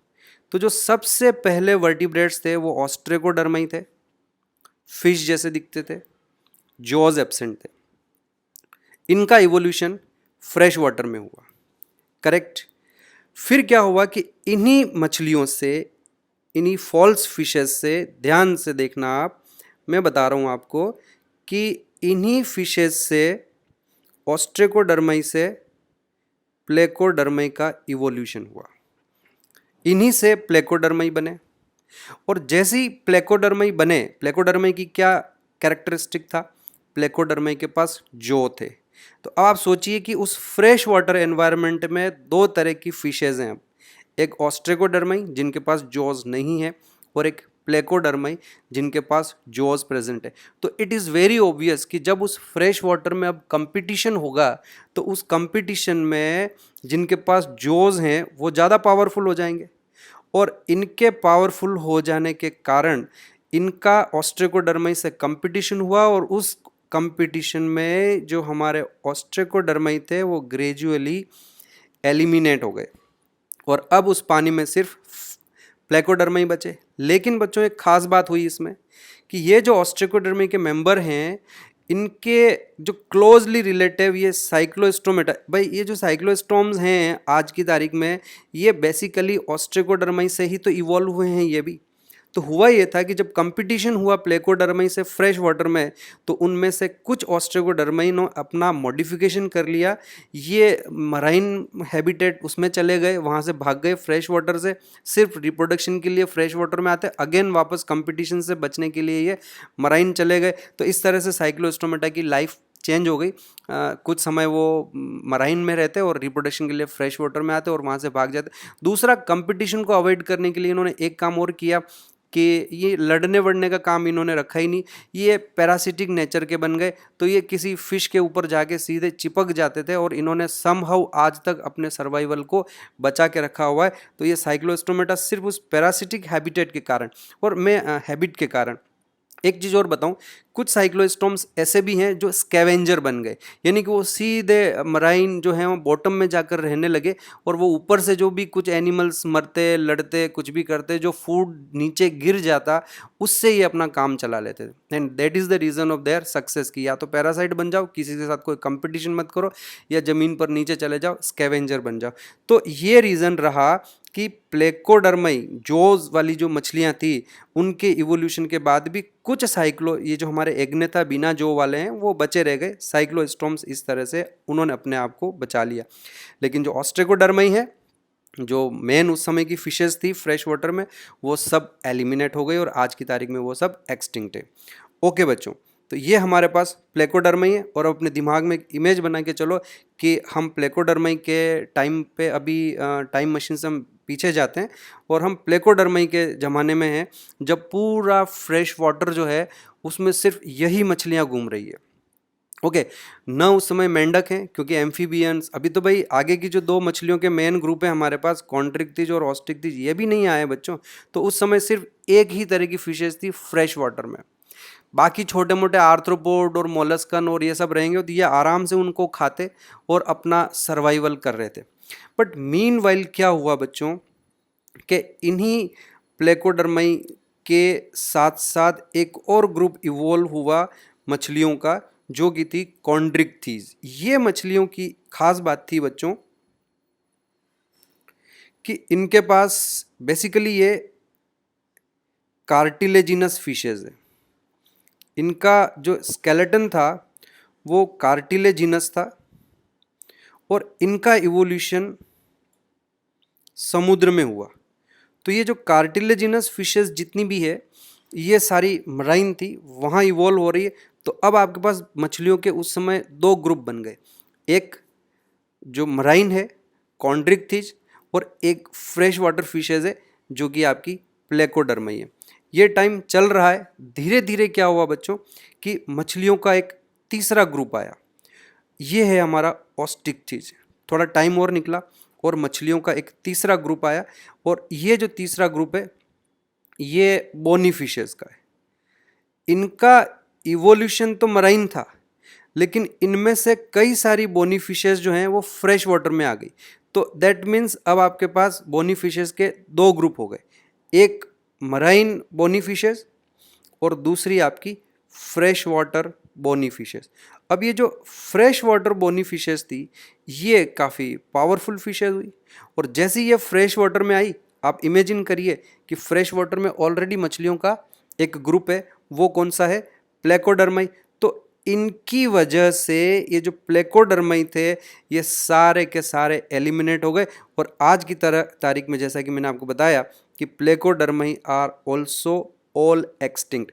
प्लेकोडर्माई ने किनको एक्सटिंक्ट किया, प्लेकोडर्माई ने ऑस्ट्रेकोडर्माई को एक्सटिंक्ट किया और जब बाद में बोनी फिशेस वेल डेवलप हुई, जोज वाली एडवांस फिशेस जैसे ही आई, उन्होंने प्लेकोडर्माई को एक्सटिंक्ट किया और आज की तारीख में हमारे पास ये जो सुपर क्लास पाइसेज है, इस सुपर क्लास पाइसेज में फिशेस की अब दो ही क्लासेस बची हुई है, एक कॉन्ड्रिक्थिज, ये सारी कार्टिलेजिनस फिशेस है बच्चों, इसमें आपके सारी शार्क्स आती है, जितनी भी शार्क्स, स्केट्स और रेज, मैं समझाऊंगा आपको, स्केट्स और रेज वो जो छोटे छोटे फिन्स वाली मछलियाँ होती, और ये शार्क्स, ये सारे प्रीडेटरी होते हैं।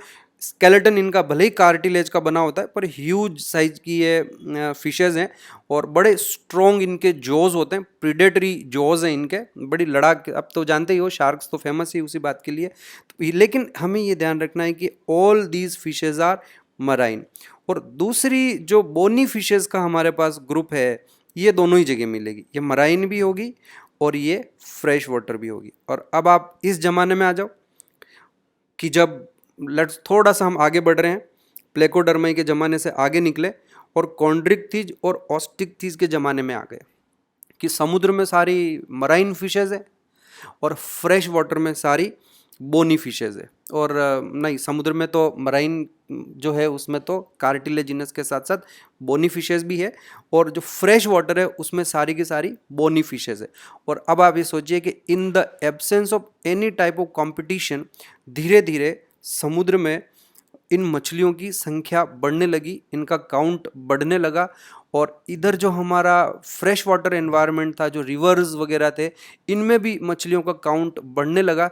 तो ऑब्वियसली जब काउंट बढ़ेगा ये फ्लरिश करने लगे, खूब खाना पीना, इनका तो कोई कंपिटिटर ही नहीं है ना, उस समय तक तो कोई कॉम्पिटिटर ही नहीं आया। तो जब इनके काउंट बढ़ने लगे तो ऑब्वियसली इनका आपस में कंपटीशन होने लगा, पर्टिकुलरली जो हमारा फ्रेश वाटर एनवायरनमेंट है वहाँ कंपटीशन होने लगा। समुद्र में वो कंपटीशन थोड़ा कम था, लेकिन फ्रेश वाटर में वो कंपटीशन थोड़ा ज़्यादा रहा। तो ऐसे में क्या हुआ बच्चों कि कुछ, अब जब कंपटीशन बढ़ेगा, कंपटीशन मेनली किन चीज़ों के लिए होता है बेटा? एक तो फूड के लिए होता है और दूसरा स्पेस के लिए होता है। तो उस कंपटीशन में जिंदा रहने के लिए, स्पेस के लिए आपको अब उस पानी से बाहर निकलने की रिक्वायरमेंट आई, क्योंकि अब पानी में कंपटीशन ज़्यादा है तो जाएं कहाँ? समुद्र में जा नहीं सकते, समुद्र में ऑलरेडी दूसरी तरह की फिशेस है। तो ये जो हमारा बोनी फिशेस का ग्रुप आया है, इनमें से ही मछलियों का एक ग्रुप है जिसे कहा जाता है डिप्नोई। बच्चों ये जो डिप्नोई फिशेज हैं ये बेसिकली लंग फिशेज होती है। ये ऐसी मछलियां हैं जिनके पास गिल्स के साथ साथ लंग्स भी होते हैं। वैसे कहानी मैं इसकी और आपको बोनी फिशेस के बारे में बताऊंगा कि बेसिकली होता क्या है कि ये जो बोनी फिशेस होती है इनमें पानी में तैरते समय अपने आप को फ्लोट करने के लिए एक अंदर इस तरह का एयर ब्लैडर होता है, जिसका ब्रीदिंग से या रेस्पिरेशन से कोई लेना देना नहीं है। बोनी फिशेज में ही होता है एयर ब्लैडर, इसमें ये खाली हवा भर लेते हैं बाहर से। But later on what happen कि इन्हीं बोनी फिशेज से ये डिप्नोई फिशेज बनी, और इनमें ये जो एयर ब्लैडर है it started working as lung. तो ये क्या, उसमें हवा भर लेते और थोड़ा गैसेस एक्सचेंज कर लेते।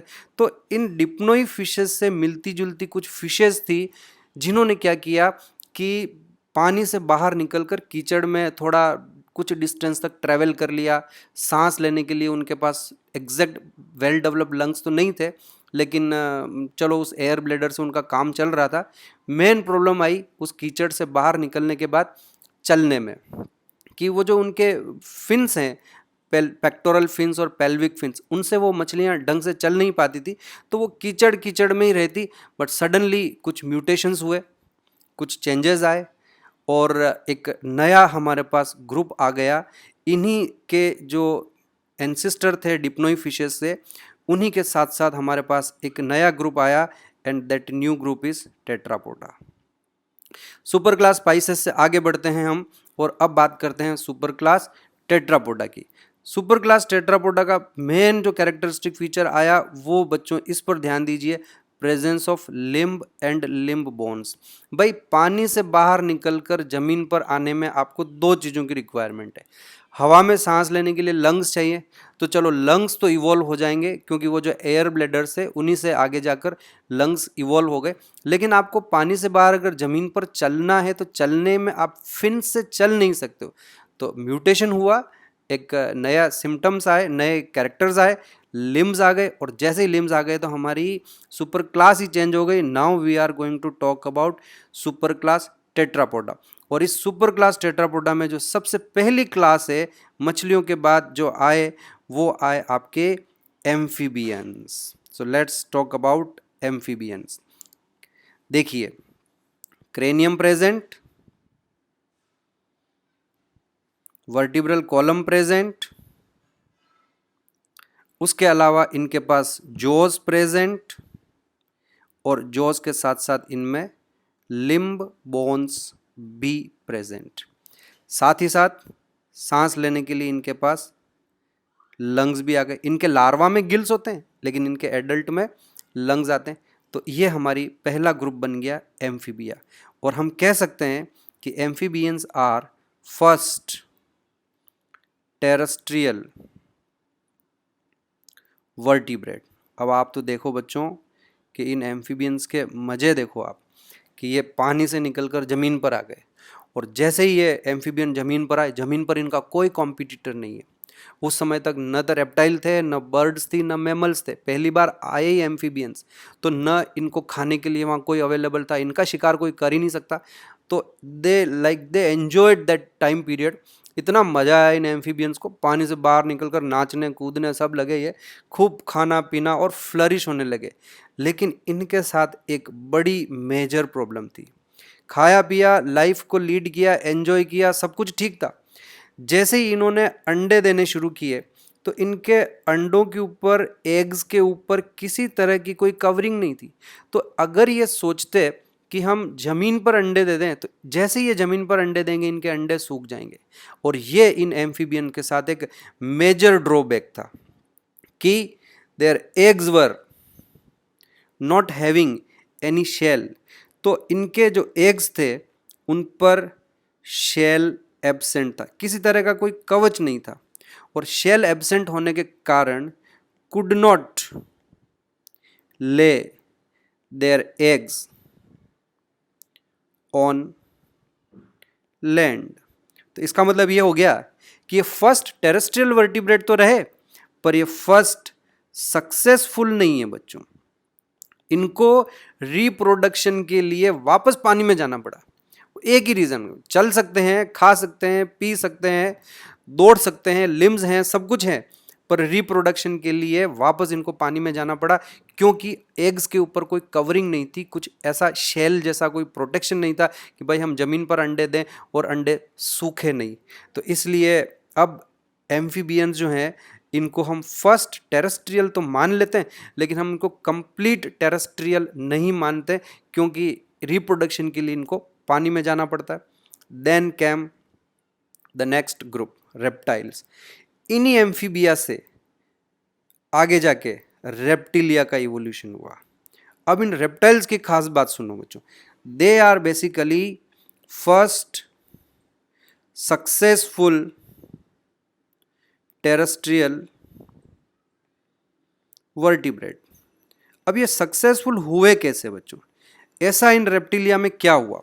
देखो, cranium definitely present, vertebral column present, jaws present, इसके अलावा इनके पास लिम्ब बोन्स प्रेजेंट।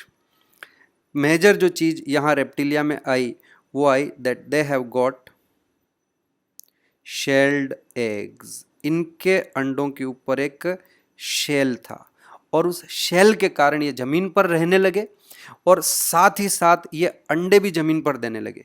तो इनके जो एग्स होते हैं, उन एग्स के ऊपर कैल्शियम कार्बोनेट का बना हुआ एक शेल प्रेजेंट होता है, और ये जो शेल है बच्चों, ये उन अंडों को सूखने से बचाता है। Got it? और इसी कारण ये फर्स्ट सक्सेसफुल टेरेस्ट्रियल वर्टिब्रेट बन गए। लेकिन अब एक नई दिक्कत आई बच्चों, उसके बारे में सुनो आप और ध्यान दीजिए कि ये जो एग है, इसमें एक बार फिर से बनाता हूँ मैं डायग्राम, कि जैसे ये इस तरह का बना देता हूँ मैं एग। तो ये बाहर की तरफ तो क्या हो गया? शेल हो गया। शेल होने के बाद ये अंदर मान लीजिए एम्ब्रियो का डेवलपमेंट हो रहा है। यहाँ पे कहीं पर ये डायग्राम में हटाता हूँ, यहाँ पर ये अंदर ही अंदर एक इस तरह से एम्ब्रियो का डेवलपमेंट हो रहा है। वेल बच्चों, एक पॉइंट है, ध्यान से सुनना आप। वापस पीछे आते हैं और एक मज़ेदार बात बताता हूँ। एम्फीबिया अपने एग्स कहाँ देते हैं? पानी में देते हैं। गुड। एम्फीबिया से ठीक पहले कौन थी? एम्फीबिया से पहले फिशेज हैं। कौन सी फिशेज है? ऑस्टिक थी जे, कॉन्ड्रिक थी जे, उनसे पहले प्लेकोडर्मी आए, साइक्लोस्टोमेटा आए, ऑस्ट्रेकोडर्मी आए, और ऊपर चले जाएं आप, सिफिलोकॉर्डेटा, यूरोकॉर्डेटा। अरे ये जितने भी एनिमल्स हैं, ये सभी एनिमल्स एक्वेटिक एनवायरनमेंट में ही रिप्रोडक्शन कर रहे थे, एक्सेप्ट आपके ये रेप्टाइल्स। ये ज़मीन पर रिप्रोडक्शन कर रहे हैं, लेकिन इनसे पहले के जितने भी एनिमल हैं वो सारे के सारे पानी में ही रिप्रोडक्शन कर रहे हैं। तो ऐसे में क्या है बच्चों की जो एम्ब्रियो डेवलप होता है उसे वाटरी एनवायरनमेंट की रिक्वायरमेंट होती है, और वो वाटरी एनवायरनमेंट अब तक तो मिल रहा था, लेकिन अब वो वाटरी एनवायरनमेंट रेप्टिलिया से कैसे मिलेगा। तो बड़ा बच्चों एक बड़ी मज़ेदार चीज़ हुई, एक नया इवोल्यूशन और हुआ कि जब एम्ब्रियो डेवलप होता है तो उस एम्ब्रियो को प्रोटेक्शन देने के लिए और एक वाटरी एनवायरनमेंट देने के लिए एक एक्स्ट्रा एम्ब्रियोनिक मेम्ब्रेन का और इवोल्यूशन हुआ, एक्स्ट्रा एम्ब्रियोनिक मेम्ब्रेन। और इस एक्स्ट्रा एम्ब्रियोनिक मेम्ब्रेन में पानी भरा रहता है, और इस तरह से ये जो एम्ब्रियो है ये भले ही ज़मीन पर है, भले ही इसके चारों ओर शेल है, लेकिन अंदर एक मेम्ब्रेन है। उस मेम्ब्रेन को नाम दिया गया एमनियोन। एमनियोन के साथ में दो मेम्ब्रेन्स और आती है, एक का नाम है कोरियोन और एक का नाम होता है एलेंटोइज। लेकिन ये तीनों एक्स्ट्रा एम्ब्रियोनिक मेम्ब्रेन है, एलेंटोइज। एक चौथी और है यॉर्क सैक। वो यॉर्क सैक तो पुराने जो हमारे एनिमल्स हैं, एम्फीबियंस वगैरह, उनमें भी होती है। हमारा जो मेन कंसर्न रहेगा बच्चों वो एमनियोन पर रहेगा। और ये रेप्टिलिया की सक्सेस के पीछे दूसरा रीज़न हो गया। पहला शेल्ड एग्स, दूसरा प्रेजेंस ऑफ एमनियोन। अब एक और यहाँ पर कंडीशन आती है बच्चों, और वो है नाइट्रोजिनस वेस्ट की। जैसा कि मैंने आपको बताया, एनिमल्स में तीन तरह के नाइट्रोजिनस वेस्ट होते हैं, अमोनिया, यूरिया और यूरिक एसिड।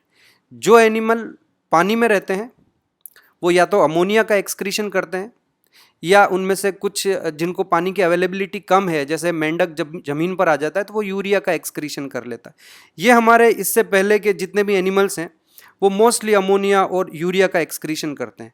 अमोनिया और यूरिया टॉक्सिक नेचर की होती है, उसको आप बॉडी में स्टोर नहीं कर सकते। लेकिन इससे पहले के जो एनिमल्स थे वो पानी में ही डेवलप हो रहे हैं, उनके अंडे एग्स सारे पानी में ही, उनके एम्ब्रियो लार्वा सब पानी में ही डेवलप हो रहे हैं। तो उनमें जैसे ही अमोनिया या यूरिया कुछ बनता है तो वो पानी में रिलीज कर देते हैं। यहाँ किसी भी मटेरियल को रिलीज करना पॉसिबल नहीं है। अगर ये एम्ब्रियो जो हमारा यहाँ पर दिखाई दे रहा है ये अमोनिया बनाता है तो वो अमोनिया यहीं इसी जगह पर वो स्टोर हो जाएगी, इस जगह पर वो स्टोर होगी। और अगर अमोनिया यहीं पर स्टोर होगी तो वो इस एनिमल के लिए लीथल हो जाएगी, क्योंकि अमोनिया और यूरिया दोनों ही बड़े टॉक्सिक भी होते हैं, वो हाईली सॉल्यूबल भी होते हैं और वो टॉक्सिक भी होते हैं। अमोनिया सबसे ज़्यादा टॉक्सिक है, यूरिया थोड़ा कम टॉक्सिक होता है। लेकिन ये जो हमारा बेचारा एनिमल इस अंडे में इवॉल्व हो रहा है, डेवलप हो रहा है यहाँ पर, ये न तो अमोनिया को का एक्सक्रीशन कर सकता है, ना ही ये यूरिया का एक्सक्रीशन कर सकता है। ऐसे में रेप्टिलिया में एक नया चेंज और मेजर आया for the successful terrestrial adaptation, and that is that they started secreting uric acid. तो आपसे कोई पूछे कि first terrestrial successful terrestrial vertebrate बनने के लिए हमें किन तीन चीज़ों की रिक्वायरमेंट होगी, तो हमें तीन इंपॉर्टेंट थिंग्स आर रिक्वायर्ड। पहला, शेल्ड एग चाहिए ताकि एग सूखे नहीं। दूसरा, एक हमें एक्स्ट्रा एम्ब्रियोनिक मेम्ब्रेन की रिक्वायरमेंट होगी, एमनियोन की। क्या करेगी ये एमनियोन? इसमें ये एक फ्लूइड भरा हुआ है, इस फ्लूइड को हम एमनियोटिक फ्लूइड कहते हैं। और ये जो एमनियोटिक फ्लूइड है ये आपको बेसिकली वाटरी एनवायरनमेंट प्रोवाइड कर रहा है, वाटरी एनवायरनमेंट प्रोवाइड करेगा। और तीसरा, यूरिक एसिड। यूरिक एसिड क्या है कि बन जाएगा तो वो यहाँ एक कॉर्नर में पड़ा रहेगा। यूरिक एसिड की दो खासियत होती है, एक तो ये आपका लीस्ट टॉक्सिक है और दूसरा ये लीस्ट सोल्यूबल भी है। तो ये क्या है, वहाँ डिजोल्व नहीं होगा और इस पूरे फ्लूइड के अंदर ऐसे फैल नहीं जाएगा, वो एक कॉर्नर में पड़ा रहेगा यूरिक एसिड। जब अंडा फूटेगा, एम्ब्रियो बाहर आ जाएगा, यूरिक एसिड वो एक तरफ डिस्कार्ड उस समय हो जाएगा। तो these are the three pioneer landmarks for the evolution of first successful terrestrial animal, and that credit goes to reptiles. Okay, now come. अच्छा, एक और बड़ी बात कि जब इनमें ये तीन चीज़ें आ गई तो अब आप देखिए कि इनका अब कोई दुश्मन उस ज़मीन पर नहीं रहा। और ये हमारा एक एरा आया पूरा जुरासिक पार्क तो आपने नाम सुना ही होगा। इतने इवॉल्व हुए, इतने फ्लरिश हुए ये रेप्टाइल्स, पूरी ज़मीन जो हमारी है उस ज़मीन को इन्होंने, कार्बोनिफेरस, एक मैं आपको नेक्स्ट ईयर बाद में कभी पढ़ाऊँगा, जियोलॉजिकल टाइम स्केल भी पढ़ाऊँगा मैं आपको कि 4.2 बिलियन ईयर्स जो हमारी अर्थ को इवॉल्व हुए हैं, उसमें हमने इसको अलग अलग पीरियड और एरा में डिवाइड किया है। वी विल टॉक अबाउट दो एरिया, लेकिन अभी मैं आपको ये बताना चाह रहा हूँ कि इन एम्फीबियंस के ठीक बाद में रेप्टिलिया का इवोल्यूशन हुआ। इनके पास 3 मेजर इवोल्यूशनरी जो चेंजेस आने चाहिए थे वो आ गए, और अब इन पूरी लैंड को, इस पूरी हमारी जो ज़मीन थी उस पर इन रेप्टिलिया का इतना ज़बरदस्त इवोल्यूशन हुआ और इतने ह्यूज साइज़ के होने लगे। कई तो इनमें से, जैसा कि आपको पता ही है कि जो है डायनासोर्स और इस तरह के एनिमल्स, कई सारे स्नैक्स, रेप्टाइल्स, क्रोकोडाइल्स, ये सारे के सारे आपको इनका इवोल्यूशन होने लगा। पर्टिकुलरली ये बड़े बड़े उस समय डायनासोर्स थे, और इन डायनासोर्स की वजह से जो एम्फीबियंस इवॉल्व हुए थे उस समय तक, जो ज़मीन को अपना राज चला रहे थे, वो सारे पानी के आसपास ही सिमट गए, और इवन एम्फीबियंस को वापस रेस्ट्रिक्ट होना पड़ा, और एक एम्फीबियन की, रेप्टिलिया की गोल्डन एज आ गई। और उसी समय बच्चों फिर एक नई चीज़ और हुई। अब मैं आपको एक बात बताता हूँ कि अगेन बड़ी मज़ेदार है कि जो रेप्टाइल्स थे वो पूरी ज़मीन पर राज कर रहे हैं, and it is very obvious कि उन्हीं रेप्टाइल्स में आपस में कंपटीशन होने लगा। अब जगह पड़ने लगी कम, तो इनसे कुछ रेप्टाइल्स ने ये सोचा कि अगर हमारे विंग्स आ जाए, सोचने का मतलब ये हुआ बेटा कि उनमें बाई चांस, बाई म्यूटेशन नए कैरेक्टर आए, और उनमें से एक कैरेक्टर आया that was presence of wings. और जैसे ही विंग्स आए तो रेप्टिलिया से बन गए हमारे एवीज। एक और चीज ध्यान से सुनना बच्चों, जब रेप्टिलिया का इवोल्यूशन हो रहा था ठीक उसी समय मैमल्स का भी इवोल्यूशन हो रहा था।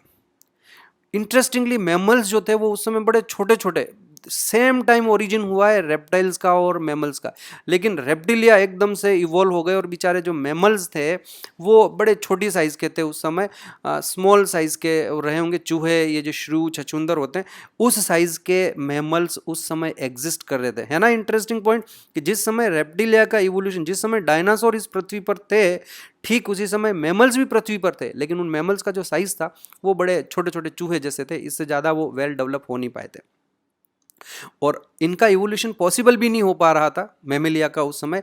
रीज़न ये कि हम जो मैमल्स थे वो उस समय उन रेप्टाइल से, उन बड़े बड़े डायनासोर से compete नहीं कर पाते थे। वो डायनासोर्स कुछ तो बर्ड्स बनने की तैयारी में थे, उन कई सारे आपने नाम सुना होगा, जो है उड़ने वाले डायनासोर्स भी थे, कुछ डायनासोर्स वापस पानी में स्विमिंग भी, पानी में भी चले गए थे, इक्तियोसॉरस जैसे थे, और सारी जगह जो थी वहाँ पर आपके ये रेप्टाइल्स घूम रहे थे। उस समय कुछ बर्ड्स का इवोल्यूशन हो रहा है और कुछ उस समय मैमल्स का इवोल्यूशन हो रहा था, लेकिन वो ज़्यादा आगे बढ़ नहीं पा रहे थे।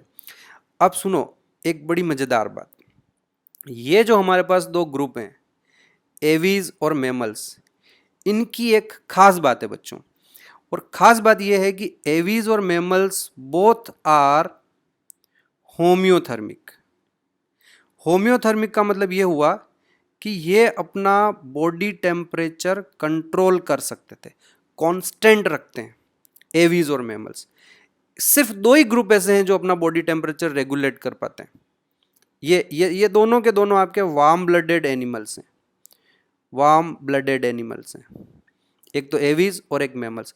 ऑन द अदर हैंड ये जो रेप्टाइल्स हैं, या इनके पीछे के ये जो एम्फीबियंस हैं, या इनके पीछे की जितनी भी फिशेस वगैरह हैं, ये सब इनको कोल्ड ब्लडेड कहते हैं,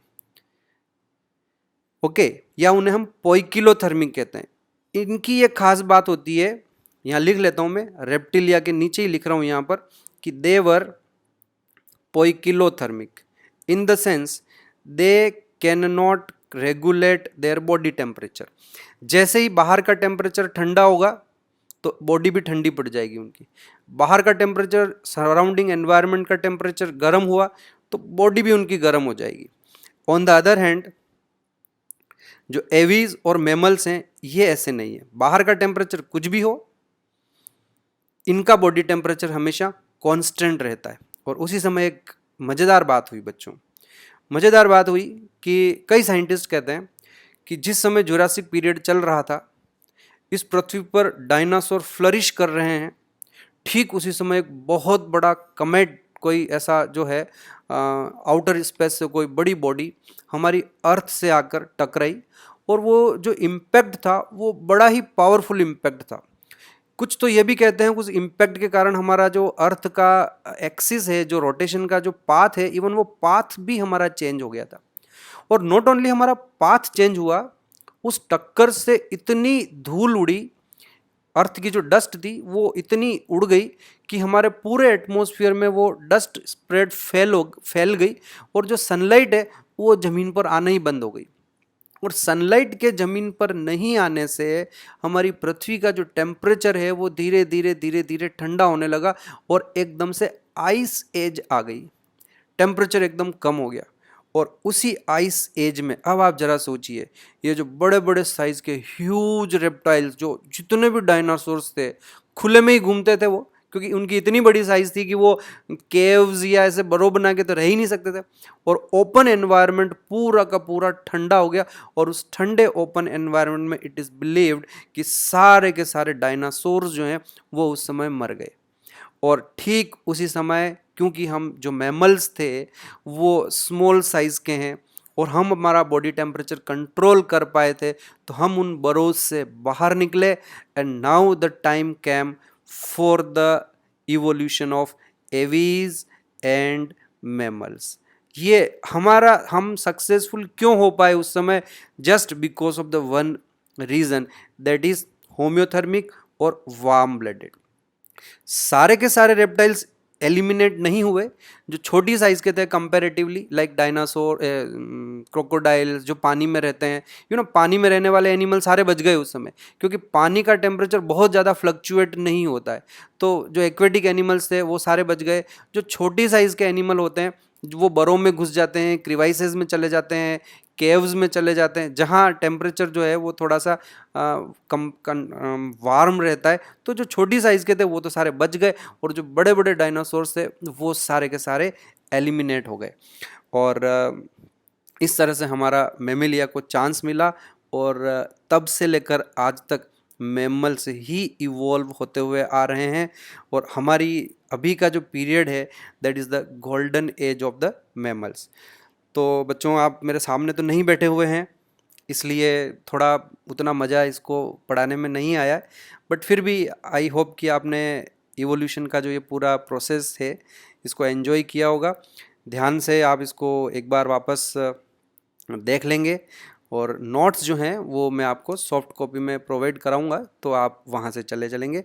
एक बार ब्रीफली हम इसको देख लें कि जो फाइलम कॉर्डेटा है उसे हमने दो ग्रुप्स में डिवाइड किया है, प्रोटोकॉर्डेटा यानी कि ए क्रेनिएटा, और दूसरा यू कॉर्डेटा क्रेनिएटा। प्रोटोकॉर्डेटा में पहले 3 सब फाइलम थे, हेमिकॉर्डेटा, यूरोकॉर्डेटा और सिफिलोकॉर्डेटा, लेकिन अब हमने हेमिकॉर्डेटा को बाहर निकाल दिया है। 2 ही हमारे पास सब फाइलम बचते हैं, यूरोकॉर्डेटा और सिफिलोकॉर्डेटा। दूसरा जो हमारा ग्रुप है यूकॉर्डेटा, या उसमें एक ही सब फाइलम है, वर्टिब्रेटा। वर्टिब्रेटा में हमारे पास 2 डिवीजन है, एग्नेथा और नेथोस्टोमेटा। एग्नेथा विदाउट जॉज वाले हैं, नेथोस्टोमेटा में जॉज प्रेजेंट हैं। एग्नेथा में 2 क्लासेस है, ऑस्ट्रेकोडर्मा एक्सटिंक्ट हो गई, अब साइक्लोस्टोमेटा ही बचे हुए हैं। सुपर क्लास पाइसेस में हमारे पास 3 क्लासेस हैं, प्लेकोडर्मा, कॉन्ट्रिक्थीज और ऑस्टिकथीज। प्लेकोडर्मा एक्सटिंक्ट, अब आज सिर्फ 2 ही बचे हुए हैं, कॉन्ट्रिक्थीज और osteichthyes. Then we have one more class, super class, that is tetrapoda. इस टेट्रापोडा में हमारे पास 4 क्लासेस है, amphibia, reptilia, aves and mammals. एक बात ध्यान रखें, एवीज और मैमल, रेप्टिलिया, इसमें मैंने ज़्यादा एवीज के बारे में अभी बात नहीं की। आप अपने दिमाग में एक बात बिठा के चलें कि aves are glorified reptiles. Basically कुछ नहीं है, ये जितनी भी बर्ड्स हैं दे आर एडवांस्ड रेप्टाइल्स हैं। क्या एडवांसमेंट आया? बॉडी के ऊपर फेदर्स आ गए, जिससे वो अपना बॉडी टेम्परेचर कंट्रोल कर पाते हैं, और उनके पास विंग्स आ गए। बाकी इनके कैरेक्टर जो एवीज के होंगे वो होंगे जो रेप्टिलिया के, यानी they also have shelled egg, they also have amnion, they also excrete uric acid and all that. अच्छा, एक चीज़ और मज़ेदार मैं बता देता हूँ आपको कि जो मेमेलिया हैं ये सारे के सारे विविपेरस हैं, यानी ये सारे बच्चे देते हैं।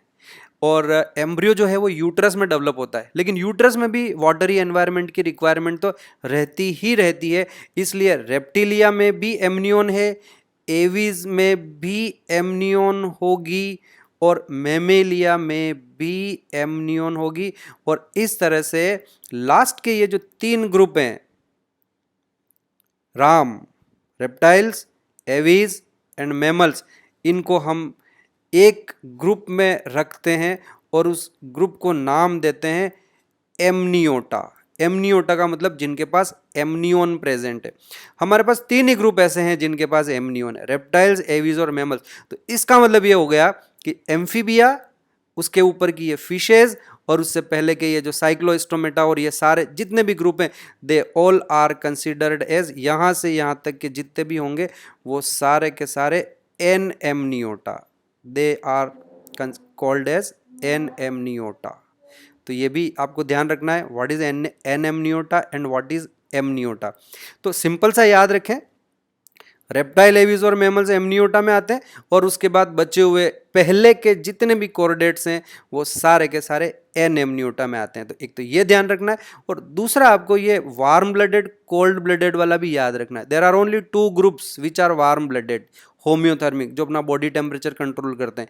एक एवीज कंट्रोल करते हैं और दूसरा मेमेलिया कंट्रोल करते हैं। इसके अलावा जितने भी कॉर्डेट्स हैं दे can not regulate their body temperature, उन सबको हम कोल्ड ब्लडेड या पोइकिलोथर्मिक कहते हैं। Okay, that's all for today, thank you very much.